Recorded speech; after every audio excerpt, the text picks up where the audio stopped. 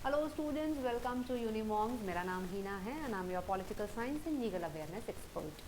5-6 sessions हो चुके हैं पॉल साइंस के, तो अब तक तो आपको अंदाज़ा हो गया होगा इफ़ यू आर कंसिस्टेंट कि हम लोगों ने चैलेंजेस ऑफ नेशन बिल्डिंग जो है वो यूनिट 1 आपकी कंप्लीट कर ली है। आपकी मतलब एनसीईआरटी की फर्स्ट एनसीईआरटी हम लोग डिस्कस कर रहे हैं एंड सेकेंड चैप्टर हमने स्टार्ट किया था। तो सेकेंड चैप्टर आपका क्या था? Era of one party dominance. उसका पार्ट 1 हमने कंप्लीट किया, तो जिसमें हमने सीखा कि डेमोक्रेसी है ना। होपफुली आप लोग सभी अवेयर होंगे इस टर्म से कि अगर हमें डेमोक्रेसी इस्टेब्लिश करनी है, जो कि लीडर्स थे हमारे देश के, जो गवर्नमेंट इस्टेब्लिश हुई थी, उनकी एस्पिरेशंस हम कह सकते हैं, है ना। तो डेमोक्रेसी इस्टेब्लिश करने के लिए क्या चीज़ चाहिए थी भाई? इलेक्शन कंडक्ट कराने थे। तो इलेक्शंस भी मैंने बताया आपको प्रीवियस सेशन में कि इलेक्शन क्या होता है, मतलब it is a method by which we can choose a member, चाहे वो पार्लियामेंट के हों या लेजिस्लेटिव असेंबली के हों, प्रेसिडेंट हों या वाइस प्रेसिडेंट हों। अब इलेक्शंस कंडक्ट कराने के लिए एक बॉडी बनाई गई जिसको ECI, that is election commission of India जो है वो बोला गया, जिसको 25 जनवरी को इस्टेब्लिश किया गया था। एंड इसीलिए 25 जनवरी को नेशनल वोटर्स डे जो है वो आपका क्या सेलिब्रेट किया जाता है। ठीक है भाई, तो ये सब हमने क्या किया था, प्रीवियस सेशन में डिस्कस किया था। तो आज क्या पढ़ने वाले हैं हम? आज हम देखने वाले हैं भाई, आज भी हम era of one party dominance पे ही बात करेंगे एंड दिस इज पार्ट 2। तो आज थोड़ा सा आगे बढ़ेंगे। आगे बढ़ने से पहले इंडिया का मैप थोड़ा थोड़ा याद करते रहिएगा। देखिए यहाँ पे मैं डेली इसीलिए आपको ये मैप बताती हूँ, इसकी इंपॉर्टेंस इसीलिए ताकि ये चीज़ें आपको याद हो जाएं। स्पेशली दिस नॉर्थ ईस्ट वाला जो एरिया है बच्चों, दिस इज़ वेरी इंपॉर्टेंट। ये सारे के सारे मतलब नॉर्थ ईस्ट में अगर मैं बात करूँ तो लोकेशन, ठीक है, एंड कैपिटल्स, ठीक, कि मेघालय कहाँ पर है, त्रिपुरा कहाँ पर है, मिजोरम कहाँ पर है, मणिपुर कहाँ पर है, एंड इनकी रेस्पेक्टिव कैपिटल्स जो हैं वो क्या हैं। पेपर में क्वेश्चन जो है वो पूछ लिए जाते हैं, ठीक है। तो और ओवरऑल हमें मैप बार बार देखते रहना है ताकि जो स्टेट्स हैं, है ना, कंफ्यूजन हमें होता है, जो सदर्न इंडिया के जो स्टेट्स होते हैं ना, इनमें ज़्यादा कंफ्यूजन हमको हो जाता है, तो बस ये कंफ्यूजन हमको नहीं रखना है, राइट। चलिए, तो आज का सेशन देखने के बाद क्या क्या सीखने को मिलेगा आपको कि पहले जनरल इलेक्शन जो है 1952 में हुए थे, तो किस तरीके से इनको कंडक्ट किया गया था। प्रीवियस क्लास में हमने election commission of India, EVM और वीवीपैट, इन सब के बारे में बात की थी। आज देखेंगे जनरल इलेक्शंस जो है वो देश में कैसे हुए, कौन सी पार्टी को जो है वो मेजॉरिटी आई। अब कांग्रेस की डोमिनेंस के बारे में बात करेंगे। आप लोगों ने अपने हिस्ट्री सेशंस में भी ये चीज़ देखी, सुनी होगी, पढ़ी होगी कि कांग्रेस जो है right from the very beginning single largest party थी, इवन बिफोर इंडिपेंडेंस भी, ठीक है। ज़्यादातर लोग जो हैं, जो बड़े बड़े लीडर्स के नाम हम हिस्ट्री में पढ़ते हैं, वो ज़्यादातर कांग्रेस के साथ ही एसोसिएटेड थे। तो जाहिर सी बात है, लाइक आफ्टर इंडिपेंडेंस लोगों ने कांग्रेस पर ही रिलाई किया एंड वो डोमिनेंट थी आपके इनिशियल कुछ इलेक्शंस में। आज सेशन में हम बात करेंगे कि ऐसे क्या रीजंस थे जिनकी वजह से कांग्रेस ही थी, और क्या कोई ऑपोजिशन पार्टी नहीं थी मैम उस टाइम पे, उसके बारे में बात करेंगे। तो उसके लिए हम पढ़ेंगे कि कांग्रेस ओरिजिन कहाँ से हुआ, कांग्रेस किस तरीके से पॉलिटिकल पार्टी बनी, right, and then emergence of opposition parties, कि भाई जब कांग्रेस थी उसका डोमिनेंस था, तो ऐसा क्या हुआ कि हमें ऑपोजिशन पार्टीज की भी ज़रूरत पड़ गई। एंड लिटरेसी की बात करेंगे। लिटरेसी की क्यों बात करेंगे? क्योंकि जो प्रीवियस सेशन में मैंने आपको बताया था कि इलेक्शंस कराने हैं, ये तो डिसाइड कर लिया, लेकिन इलेक्शन कंडक्ट कराने में सबसे बड़ा चैलेंज जो है इलेक्शन कमीशन ऑफ इंडिया के सामने था, वो क्या था कि एक तो कंट्री अपनी इतनी ह्यूज, इतनी बड़ी, ठीक है भाई, उसके बाद पॉपुलेशन भी इतनी ज़्यादा, एंड जिस टाइम इंडिपेंडेंस मिली थी लिटरेसी रेट जो है वो कम थी, है ना, पढ़े लिखे लोग, एजुकेटेड लोग कम थे। अब आप बोलोगे मैम लिटरेट और एजुकेटेड हम कैसे डिफाइन करेंगे कि कौन इंसान जो है वो लिटरेट है और कौन इंसान जो है वो क्या इलिटरेट है, ठीक है भाई। चलिए, तो बात करते हैं सबसे पहले फर्स्ट जनरल इलेक्शन की। आपके सीयूईटी के एग्जाम के लिए काफ़ी रेलेवेंट क्वेश्चन है कि पहला जनरल इलेक्शन सक्सेसफुली कब कंडक्ट हुआ? 1952 में हुए, ठीक है भाई। तो बड़ी सिंपल सी बात है, मैंने आपको बताया था that article 324 of Indian constitution it talks about the election commission of India. इसीलिए इलेक्शन कमीशन ऑफ इंडिया जो है वो कैसी है, एक कॉन्स्टिट्यूशनल बॉडी है ना। क्यों है कॉन्स्टिट्यूशनल बॉडी? क्योंकि आर्टिकल 324 जो है वो इलेक्शन कमीशन ऑफ इंडिया के बारे में बात करता है, ठीक है भाई। So rules regarding the conduct of elections were laid down in the constitution. तो रूल्स, डूज एंड डोंट्स कि इलेक्शन कमीशन के पास क्या पावर्स हैं, किस तरीके से फेयर इलेक्शंस और फ्री इलेक्शंस देश में कंडक्ट कराए जाएंगे, ये सारी चीजें मेंशन की गई किसमें, कॉन्स्टिट्यूशन में। ठीक है भाई, अब ये भी हमको पता है कि सिर्फ कॉन्स्टिट्यूशन में लिख देने से काम नहीं हो जाएगा। सो जरूरत क्या थी, to install a machinery to conduct the elections in the most democratic manner.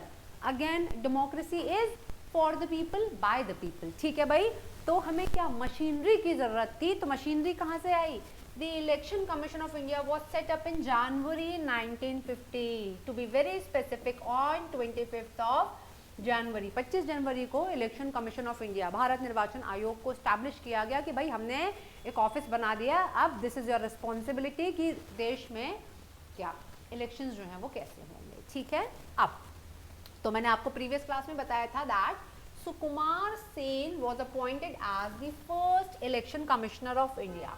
ये याद रखना बच्चों, फर्स्ट, लार्ज, लॉन्गेस्ट, लार्जेस्ट, ऐसे क्वेश्चंस मल्टीपल टाइम्स पूछे गए हैं अलग अलग एग्जाम्स में, तो सीयूईटी में भी जाहिर सी बातें पूछे जाएंगे। ठीक है भाई, तो Sukumar Sen election commission of India कब सेटअप हुई आपकी, 25 जनवरी 1915 को आपकी ये सेटअप हुई। ठीक है भाई, so it was expected to conduct the first general election in 1950।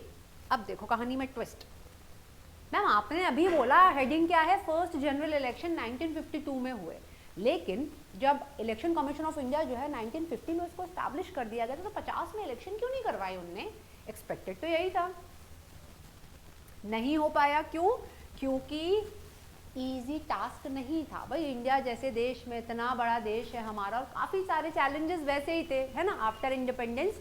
तो प्लान था कि 1950 में होंगे इलेक्शन, पर किसी कारणवश वो नहीं हुए। देखो यहाँ पे लिखा है ना, that election commission soon found that holding of free and fair election in a vast country like India was not easy thing. ठीक है भाई, चलिए, सो अब इजी क्यों नहीं था, क्योंकि अगर हमें इलेक्शंस जो हैं वो कंडक्ट कराने हैं तो रिक्वायरमेंट क्या क्या है, क्या क्या चीज़ें चाहिए हैं। Number 1, drawing the boundaries of the constituencies. Previous session में मैंने आपको बता दिया कि कॉन्स्टिट्यूएंसी का मतलब क्या होता है ना, किसे बोलते हैं कॉन्स्टिट्यूएंसी, डिस्ट्रिक्ट, प्रांत, एक आपका एरिया डिमार्केट कर दिया जाता है। And this method of drawing constituencies, boundaries, इसको क्या बोला गया, डिलिमिटेशन। बताया था कि नहीं, ये टर्म्स ना बिल्कुल आपको पॉइंट बिल्कुल पिन पॉइंट होनी चाहिए हैं। ठीक है भाई, सो drawing the boundaries of constituency, सबसे पहली रिक्वायरमेंट इलेक्शन कराना है, तो उसके बाद preparation of the electoral roll. Previous class में मैंने आपको बताया था इलेक्टोरल रोल क्या है, आपका पूरी एक लिस्ट रहती है जिसमें जो वोटर्स हैं, जो एलिजिबल वोटर्स हैं, एलिजिबल वोटर कौन होंगे बच्चों, 18 या 18 वर्ष से ऊपर वाले, इसको क्या बोला गया, यूनिवर्सल अडल्ट फ्रेंचाइजी, बताया था, है ना, वो लोग वोट कास्ट कर सकते हैं। ठीक है, पीपल्स पार्टिसिपेशन, भाई लोग जब तक पार्टिसिपेट नहीं करेंगे तो इलेक्शन सक्सेसफुल कैसे होंगे, तो इलेक्शंस को सक्सेसफुल बनाने के लिए लोगों का पार्टिसिपेशन भी ज़रूरी था, तो उसके लिए लोगों को अवेयर करना, लोगों को बताना कि कैसे पार्टिसिपेट करना है, कैसे वोट कास्ट करना है, या कैसे चॉइसेस जो हैं वो आपको बनानी है। ठीक है भाई, and the preparation of election machineries.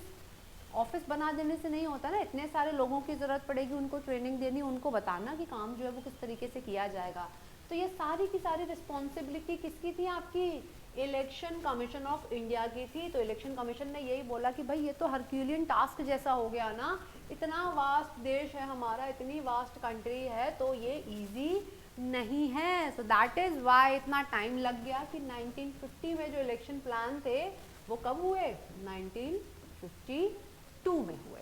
Clear, अरे आसान आसान सी चीज़ें हैं, इस पर ज़्यादा परेशान होने की ज़रूरत नहीं है। तो 2 बार इलेक्शन जो है वो क्या हो गए आपके, पोस्टपोन हुए, एंड फाइनली अक्टूबर 91 और फरवरी 1952 के बीच में इलेक्शन हुए।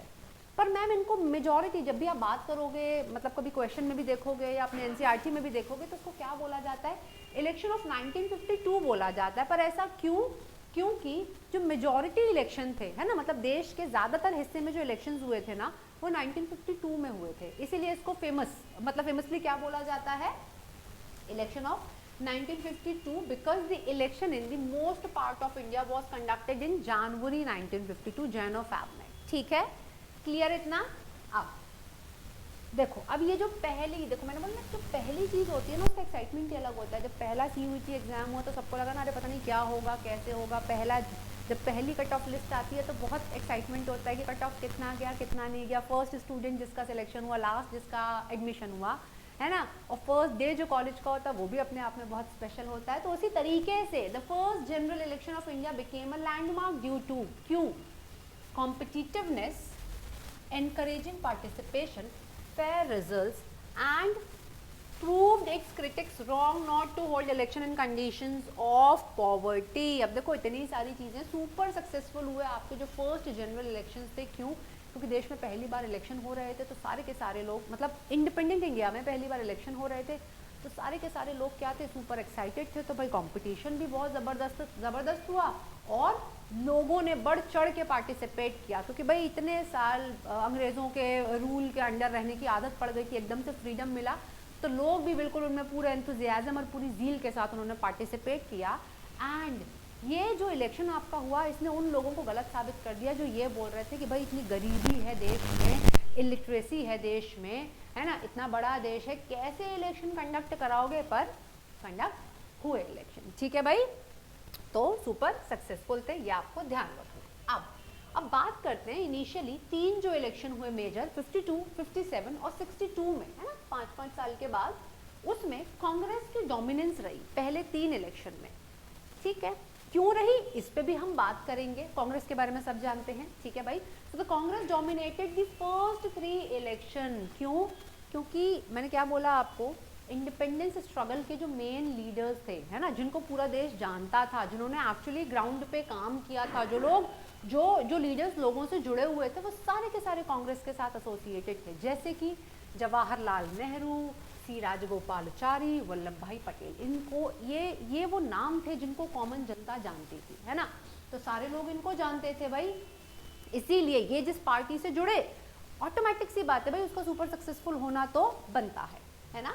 सो Jawaharlal Nehru was the charismatic and a very popular leader. ये बहुत पॉपुलर थे। देखो इसको ऐसे समझना आप लोग, कैसा होता है, कोई बॉलीवुड की अगर हम बात करें, कोई सुपर सक्सेसफुल हीरो है ना, जिसको ज़्यादातर लोग जो है वो पसंद करते हैं, तो होता क्या है कि भाई मूवी से पहले आप ट्रेलर दिखा दो, बाद में मूवी कोई देख, मतलब ट्रेलर देख के लोग इतने खुश हो जाते हैं, हम लोग तो हीरो का नाम देख के, अच्छा हीरो कौन है, ये है, हम मूवी देखने जाएंगे। जैसे पर्सनली अगर मैं अपनी बात करूँ तो डायरेक्टर का नाम सुन के कि भाई इस डायरेक्टर की मूवी आ रही है, मुझे देखनी है ना, मतलब लाइक मैम जो है वो हॉलीवुड की बहुत फ़ैन है, तो क्रिस्टोफर नोलान की मैम कोई भी मूवी मिस नहीं करती है, तो मैम पहले ही देख लेती है, अच्छा 2023 में नोलान की कोई मूवी आ रही है ना तो मुझे देखनी है ऑटोमेटिकली, क्योंकि पता है कि भाई इसकी मूवी अच्छी होगी। तो वैसे ही ये जो लीडर्स थे, ये लोग ऑलरेडी ड्यूरिंग इंडिपेंडेंस अपने फ्रीडम स्ट्रगल के टाइम पे इतना काम कर चुके थे कि लोगों का इन पे भरोसा था। क्लियर इतना? Now the Congress worked at upper level as well as the grass root level. दूसरी इंपॉर्टेंट चीज़ पता है क्या, कि कांग्रेस और कांग्रेस के जो मेंबर्स थे उन्होंने अपर क्लास के साथ, मतलब जो जमींदार है ना, जो बिजनेस हाउसेस, जो बड़े बड़े लोग थे, जो पढ़ा लिखा तबका था देश का, उनके साथ भी काम किया। Plus at the same time grass root level, मतलब गांव देहात वाले जो लोग थे, किसान, ठीक है, जो छोटे शॉपकीपर्स थे, पीजेंट्स, लेबर क्लास, उनके साथ भी उन्होंने काम किया। तो एक तरीके से पूरे देश को कैप्चर किया हुआ था, पूरी पॉपुलेशन को कवर किया हुआ था। And yes, Congress was popular और इट वाज पॉपुलराइज्ड। क्यों? आपका non cooperation movement, civil disobedience movement, इस सब में कांग्रेस ने जो है वो पार्टिसिपेट किया था। ठीक है भाई, तो ये सारे रीजंस थे। तो यहाँ पे देखो, होपफुली ये मैप जो है वो आपको विजिबल होगा अपने स्क्रीन पे। तो यहाँ पे जो ये पूरे देखो इंडिया का मैप है 1952 से लेके अगर मैं 67 की बात करूं तो जितना भी ये येलो वाला जो पूरा एरिया है, दिस इज कांग्रेस रूल्ड, मतलब येलो आप देख लो पूरा मेजॉरिटी कंट्री पे तो कांग्रेस का ही आप समझ गए क्यों मैं कांग्रेस डोमिनेंस की बात कर रही थी। एंड ये जो रेड वाला एरिया है, दिस इज केरला। यहाँ पे दूसरी political party democratic left front की हम अभी आगे जाके खैर हम बात करेंगे उसके बारे में, तो इनका रूल था। और यहाँ जम्मू एंड कश्मीर की अगर हम बात करें तो यहाँ पे नेशनल कॉन्फ्रेंस, आगे के सेशंस में इसको हम क्या करेंगे, जानेंगे, याद करने की ज़रूरत नहीं है। बस ये मैप दिखाने से मेरा उद्देश्य यही है कि आप समझ जाओ कि हाँ ठीक है, कांग्रेस जो थी वो डोमिनेंट थी पहले 3 इलेक्शंस में। ठीक है भाई, और अब आपको समझ में आ गया क्यों डोमिनेंट थी, है ना। चलिए भाई, तो केरला में जैसे कि अभी मैंने आपको बताया कि केरला में जो है वो कांग्रेस नहीं थी, तो केरला में 1957 1957 में दी कम्युनिस्ट पार्टी, कल के सेशन में मैं आपको बताऊंगी सोशलिस्ट, कम्युनिस्ट और कैपिटलिस्ट तीनों में क्या डिफरेंस होता है। आज के लिए याद रख लो क्या कि कम्युनिस्ट पार्टी जो है वो पावर में आई थी, ठीक है भाई, पहली बार कहाँ, केरला में। ये पोटेंशियल क्वेश्चन बनेगा सीयूईटी के एग्जाम के लिए, है ना, कि कौन सी पार्टी आई थी और कब आई थी, ठीक है। तो इसी के साथ yes, so this was the first state, कौन सा, केरला, जहां पे नॉन कांग्रेस गवर्नमेंट जो है वो बनी थी आफ्टर इंडिपेंडेंस, ठीक। तो पेपर में पूछा जा सकता है कि भाई पहला स्टेट कौन सा था जहां पहली बार एक नॉन कांग्रेस पार्टी जो है उसने अपनी गवर्नमेंट बनाई थी। तो केरला थी, केरला था, और वहां पे 1957 में द कम्युनिस्ट पार्टी उसने अपनी सरकार बनाई, ठीक है भाई। अब समझ में आया आपको कि ये जो पीरियड था कांग्रेस के डोमिनेंस का, है ना, 1952 में, 1957 में और 62 में, इस पीरियड को क्या बोला जाता है, period of one party dominance. अब आप समझ गए चैप्टर का नाम ये क्यों है, या अब इस चैप्टर में हमें किस चीज पे फोकस करना है, हमें सिर्फ कांग्रेस का जो डोमिनेंस था उस पर फोकस करना था, और उसको क्यों बोला जाता है अब आपको समझ में आ गया, क्योंकि तीनों इलेक्शंस में मेजॉरिटी किसको आई थी, कांग्रेस को आई थी, सुपर सक्सेसफुल रहे थे वो लोग, इसीलिए इसको क्या बोला जाता है, वन पार्टी डोमिनेंस, इस एरा को पूरा। Now let's talk about the reasons behind the Congress victory in the first 3 election और नेचर ऑफ कांग्रेस डोमिनेंस। देखो मोटा मोटा हमने डिस्कस कर लिया कि कांग्रेस जो है वो सुपर सक्सेसफुल क्यों थी, पर एक बार और रीजंस देखेंगे कि भाई कांग्रेस ही क्यों। पहला, the role of Congress in the national movement. National movement से मेरा मतलब क्या, फ्रीडम स्ट्रगल, है ना, ठीक है भाई। तो पूरे जितने भी मेन जो आपके लीडर्स थे, जो जितने भी फ्रीडम फाइटर्स थे आई वुड से, वो सारे के सारे कांग्रेस के साथ समहाउ एसोसिएटेड थे। तो एक एफिनिटी डेवलप हो जाती है ना लोगों की, उनको पता होता है कि भाई देखो इन लोगों ने इंडिपेंडेंस दिलाने में कितना इनका कॉन्ट्रीब्यूशन रहा है, तो ऑटोमेटिकली हम इनको ट्रस्ट करेंगे, right. And strong organizational structure, वो जो स्ट्रक्चर था वो बहुत स्ट्रॉन्ग था, ग्रास रूट लेवल से लेकर टॉप नॉच लोगों तक पूरा वो जो कनेक्टिविटी बनी हुई थी, सबके साथ जुड़े हुए थे, है ना। तो वो कनेक्टिविटी भी जो है वो बहुत इंपॉर्टेंट थी, एक बहुत इंपॉर्टेंट फीचर हो गया, ठीक है भाई। और इसके बाद क्या, that only Congress was a party that spreaded all over the country, वही वाली बात, दैट कनेक्टिविटी पूरे देश को एक साथ बांध के रखा। एंड हिस्ट्री सेशंस में आपने देखा होगा, मैं बार बार बोल देती हूँ, देखा होगा का मतलब ये होता है कि पढ़ा होगा, कि एक टाइम लाइक आफ्टर 1857 वाला जो रिवोल्ट हुआ था, उसके बाद ये चीज़ देशवासियों को और हमारे जो फ्रीडम फाइटर्स थे, जो लोग भी इंडिपेंडेंस स्ट्रगल में इन्वॉल्व थे, उनको ये चीज़ समझ में आ गई थी कि भाई हमें एक ऑर्गेनाइजेशन की ज़रूरत है, एक संगठन की ज़रूरत है। तो कांग्रेस से पहले भी काफ़ी छोटी छोटी ऑर्गेनाइजेशन बनी, जैसे बॉम्बे एसोसिएशन बनी, मद्रास नेटिव एसोसिएशन बनी, लैंड होल्डर सोसाइटी बनी, पर देवर क्या स्पेसिफिक लोकेशन पे देवर वर्किंग, है ना।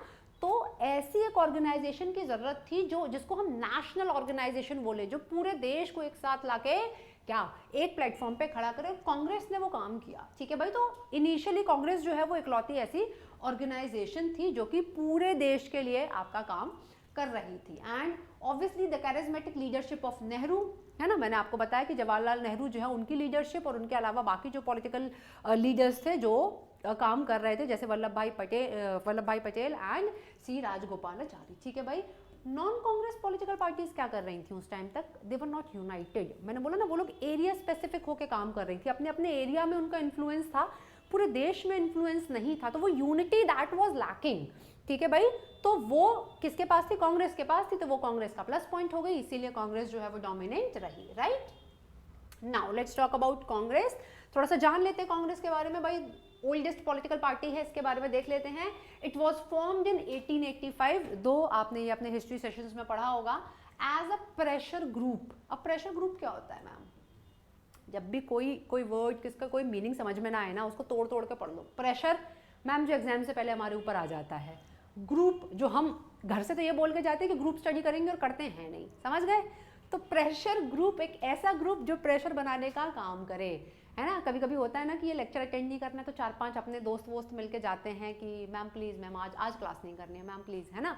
तो क्या वैसे ही कांग्रेस ने क्या बोला कि भाई एक प्रेशर ग्रुप के तौर पे हम लोग क्या करने वाले हैं, काम करने वाले हैं, राइट। तो किसके लिए प्रेशर ग्रुप बनी कांग्रेस भाई, मैं बता देती हूँ। उस समय ब्रिटिशर्स जो हैं वो देश पे रूल कर रहे थे, तो ब्रिटिशर्स पे प्रेशर डालने के लिए, ब्रिटिशर्स को प्रेशराइज करने के लिए क्या कांग्रेस को बनाया गया। अब तो उस समय कांग्रेस ज्यादातर कौन से लोग थे भाई, आपके एजुकेटेड, प्रोफेशनल और कमर्शियल क्लासेस, इन सबको जोड़ा गया। किसके द्वारा, A.O. ह्यूम। अब A.O. ह्यूम कौन थे, ये ब्रिटिश सिविल सर्वेंट थे, ठीक है भाई। ये आपको क्या करना है, ध्यान रखना है। इन्होंने क्या बनाई, इन्होंने बोला एक ऐसा ग्रुप बना लेते हैं जिसका नाम कांग्रेस रखा, ठीक है भाई। कब स्टैब्लिश की गई, 1885 में इसको स्टैब्लिश किया गया। तो मैम ये पॉलिटिकल पार्टी कब बन गई, आप तो बोल रहे हो प्रेशर ग्रुप, बाद में आप बोल रहे हो पॉलिटिकल पार्टी, ऐसे कैसे चलेगा।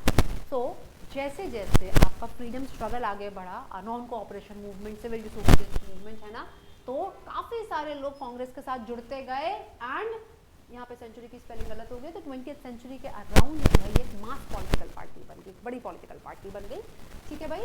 हाँ, तो देखो काफी सारे लोग, काफी सारे प्रोग्राम्स इन्होंने किए कि भाई देश को आज़ादी चाहिए है, तो वो काम लोगों को दिख रहा था, इसीलिए काफी सारे लोग कांग्रेस की तरफ अट्रैक्ट हुए, जैसे पीजेंट्स, विलेजर्स, वर्कर्स और बाकी सोशल और क्या इकोनॉमिकली बैकवर्ड ग्रुप्स जो हैं वो कांग्रेस से आके जुड़ गए। क्लियर इतना, ठीक है भाई। तो ये क्या आपका हमने कांग्रेस के बारे में पढ़ लिया, बस इतना याद रखना पेपर के हिसाब से कि 1885 by A.O. Hume, initially as a pressure group and then gradually क्या एक मास पॉलिटिकल पार्टी जो है वो आपकी बन गई कांग्रेस। क्लियर है इतना। अब यस हाँ, तो वही है कि भाई ये जो सुपर सक्सेसफुल है, ये जो एक्स्ट्रा ऑर्डिनरी सक्सेस थी कांग्रेस की, कहाँ पे जाती है, because of the legacy of the freedom struggle. घुमा फिरा के वही बात है, बार बार रिपीट करने का कोई मतलब उतना नहीं है। यस, एक बेस्ट पार्ट और देखो, एक ये चीज़ आपको पता होनी चाहिए कि कांग्रेस ने क्या किया, वो जो अलग अलग ग्रुप्स थे जिनके अपने अलग अलग ऑब्जेक्टिव्स थे, जिनके अपनी अलग अलग रिक्वायरमेंट थी ना, जैसे peasant class, zamindar, educated class, professional class, commercial class, इन सबको ला के बांध के एक साथ खड़ा कर दिया था और उनका ऑब्जेक्टिव समहाउ एक हो गया था। तो ये एक बहुत बढ़िया चीज़ हुई थी, ठीक है भाई, राइट।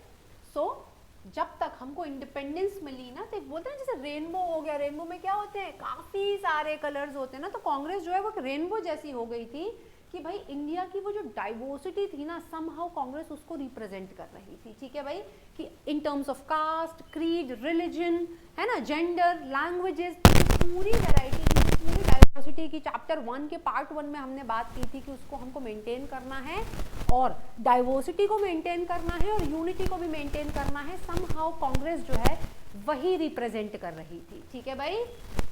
चलिए, सो अब देखो कांग्रेस ने बहुत बढ़िया काम किया, तीन इलेक्शन तक कांग्रेस डोमिनेंट रही, लेकिन उसके बाद भी ऑपोजिशन पार्टीज जो हैं वो अब पिक्चर में आना शुरू हो जाएंगी। सो नाउ ये देखते हैं कि पॉलिटिकल पार्टीज जो कि ऑपोजिशन मतलब, ठीक है ना, वो क्यों इमर्ज हुई। अब so the roots of almost all the non-Congress parties of today can be traced to one or other of the opposition party of 1950s। तो 1950s के बाद से ही आप देखेंगे क्या कि अब ऑपोजिशन पार्टीज जो हैं वो धीरे धीरे करके आपकी बननी शुरू हो गई, ठीक है भाई।